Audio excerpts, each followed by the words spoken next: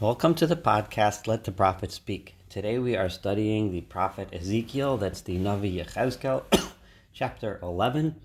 That would be Perek Yud Aleph. And this is Saul Weinreb, the host of the podcast. We continue in chapter 11 with the vision that Ezekiel had as started several chapters ago when he was sitting in his home in Babylon talking and conveying God's messages to the elders, the leaders of the people of the exiles in Babylon. And God took him to Jerusalem to witness the awful destruction that he described in the last few chapters.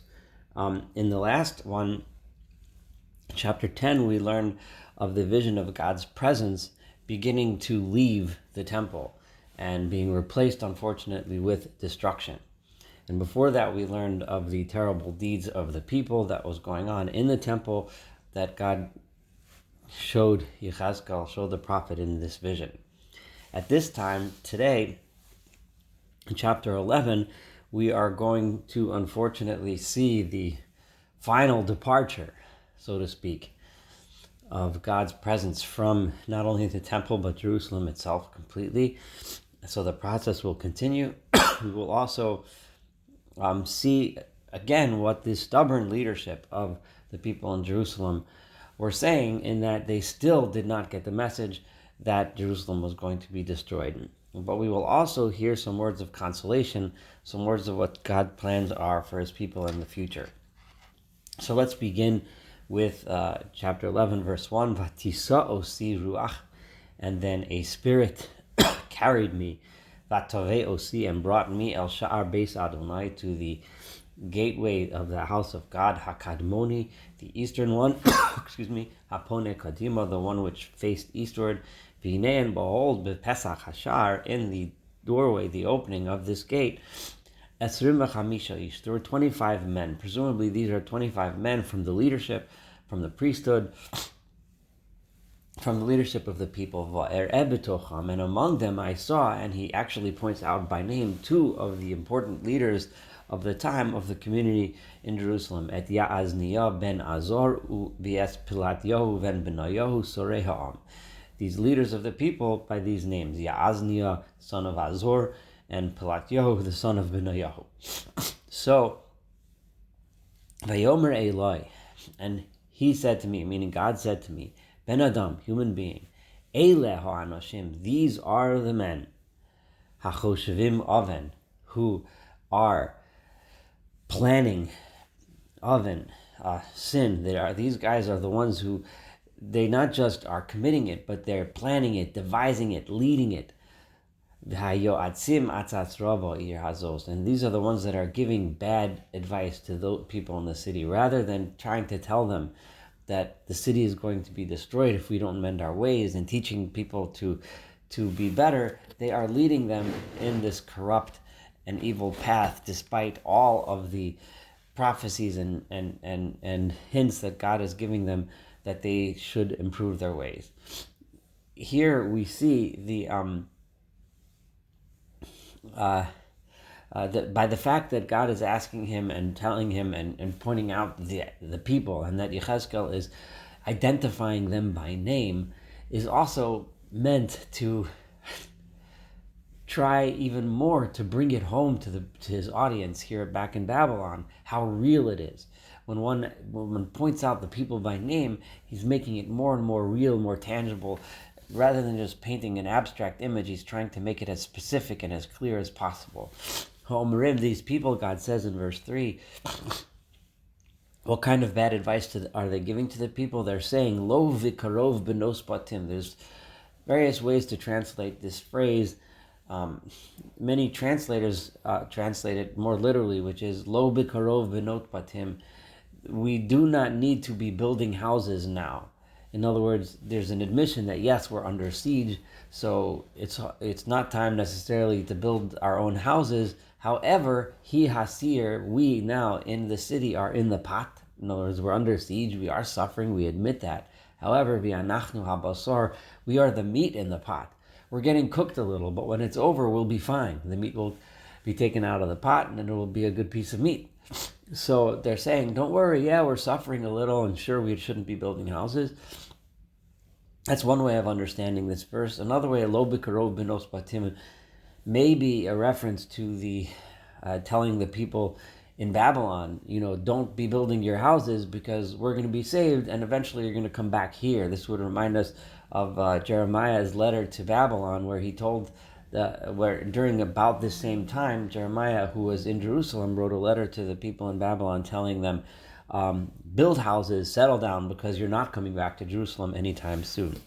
And this would be instructions kind of negating and contradicting Jeremiah's instructions, saying, don't be building houses anytime soon because you'll be coming back. However, Rashi and Radak read this a little differently, and it kind of flows a little better with the rest of the chapter, and that is, no, do not worry because, do not worry because soon, B'karov, B'nos Batim, we will be building homes, we will be building houses here. Don't worry about it. There's nothing to worry about because we'll be settling down here in Jerusalem. We don't need to be concerned. Lochein, therefore, God tells Ezekiel, because they are conveying this message of confidence, of false confidence, that everything will be fine. Therefore, in verse 4, Lochein hinavei aleihem, you need to speak to them. Hinavei ben adam, speak to them, human being. Tell them, teach them. And remember the instructions that God had given Ezekiel a long time ago, which was that he should never speak on his own. He only should speak that which God tells him to speak. So therefore, the next verse, Vatipol olai ruach Adonai, the Spirit of God then fell upon me, Vayomer Eli, and he said to me, Emor, this is what you should say. Because Ezekiel was instructed not to speak his own words, but only the words that God tells him to speak. So God says, this is what you should say. Ko amar Adonai, so says God, Kain amartem beis Yisrael. Yes, so this is what you are saying, O house of Israel. Uma'alot ruchachem ani datia. I know everything that goes into your spirit. In other words, not only do I hear your words, but I know what's in your heart. I know that what you say is treacherous. Your beisem chalalechem bo ir hazos. Your speech, your behavior, your plans, your thoughts has increased the numbers of corpses within this city. Remember, we had the terms yidechem damim ileu, your hands are full of blood. Your oppression of the poor, your oppression of those in the city that you take advantage of. Several chapters ago, the Hamas, the oppression of one person taking advantage of the other, which was the reason why the temple was destroyed and Jerusalem was destroyed, has filled this city with blood, with destruction. Not only the city, but all surrounding the city, you filled it up with corpses. Lachein, this is verse 7. Therefore, Ko amar Adonai Elohim, because this is what you've done, because of your behavior in response to your corrupt behavior, so says God. The corpses that you placed within the city, hey mahabasar, that's the meat that's getting cooked in this pot of suffering that you're living through. Vihi hasir, that is the pot, the city itself. And you don't think you're going to stay here and be a good piece of meat in the pot when it's finished, but no, I'm throwing you out of here.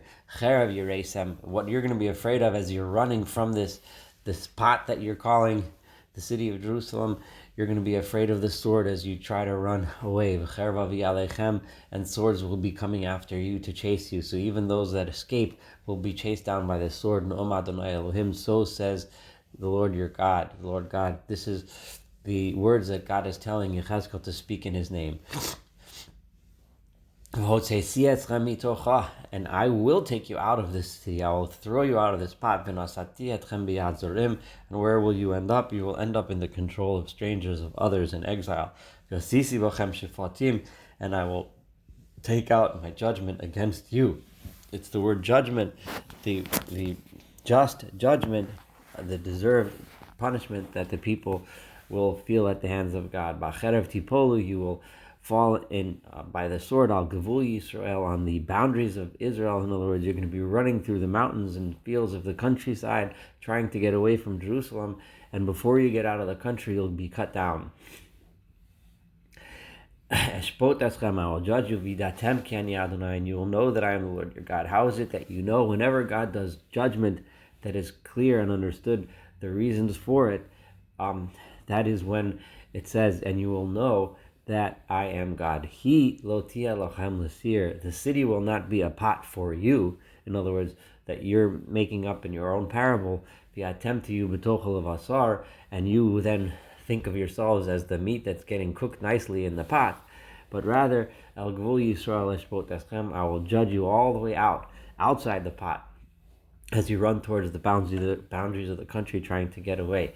Vidatem, and you will know, Ki ani Adonai, that I am the Lord your God. And you will know that I am punishing you, Asher b'chukai lo halachtem, you did not keep my laws, u'mishpatai lo hasisem, you did not keep my rules, u'chumishpatei hagoyim asher svivosechem hasisem, instead you followed the rules and the ways and the corrupt ways of those nations that surrounded you. Vayehi, and it was Kihi Navi, as I was speaking to them, presumably in the vision he is speaking to the people and they're not listening. And instead of the people listening, instead of the people repenting, instead of the people getting the message, they're ignoring him. Ufilatyahu ben benoya meis. And what I saw was, rather than people responding to me, what I saw was them starting to die. And he names one of the leaders that he mentioned before. I see him die in front of my eyes. At that point, Yechezkel realizes that this is so real, and he's watching it as it's happening. Though I pull al panai, immediately I fell upon my face. When Yechezkel saw this, it was such an awful scene.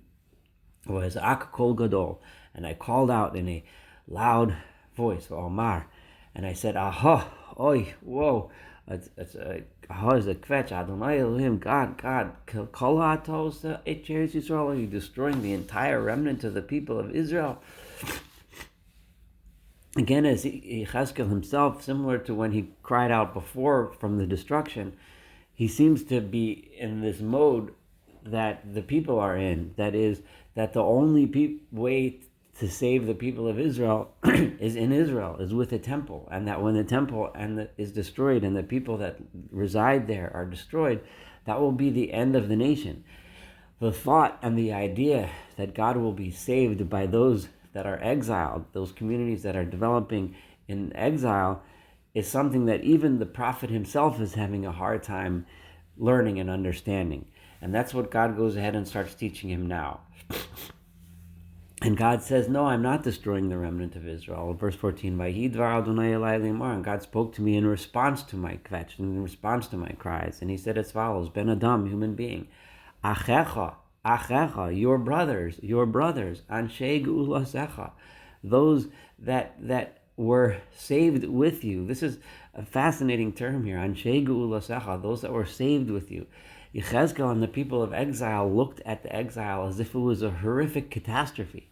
They didn't feel as if they were saved, they feel as if they were rejected. They felt that the people that remained in Jerusalem were the ones that were saved. They were the ones that were hurt. But God is now calling them Anshei Geulasecha, those that were redeemed with you. When I sent you into exile, that was how I was saving the remnant of the people. V'chol Beis Yisrael kulo, and all of the house of Israel, Asher Amru lahem, those people that resided in Jerusalem said about those and to those that went into exile, Rachaku me'Adonai, you have been distanced from God. Stay away from God. You guys are rejected. You guys are the ones that left. We're the ones. We're the ones that are staying here. We're the ones who are going to inherit the land. You guys forget it. Once you go into exile, you're done for. You're not part of the people anymore. Those are the ones that are going to save the people. I am going to reside among them and one day bring them back. Verse 16, therefore say, say to your brothers, so says the Lord God, yes, I have sent you out into exile among the nations, and yes, I have spread you out among many lands. However, I am going to be for them. And remember this image, God is saying this as in this image, he's in his chariot being carried out of the temple, heading out somewhere. Where is he heading out to? God is telling us right now, I'm heading out to the exiles and I will be a small temple for them there.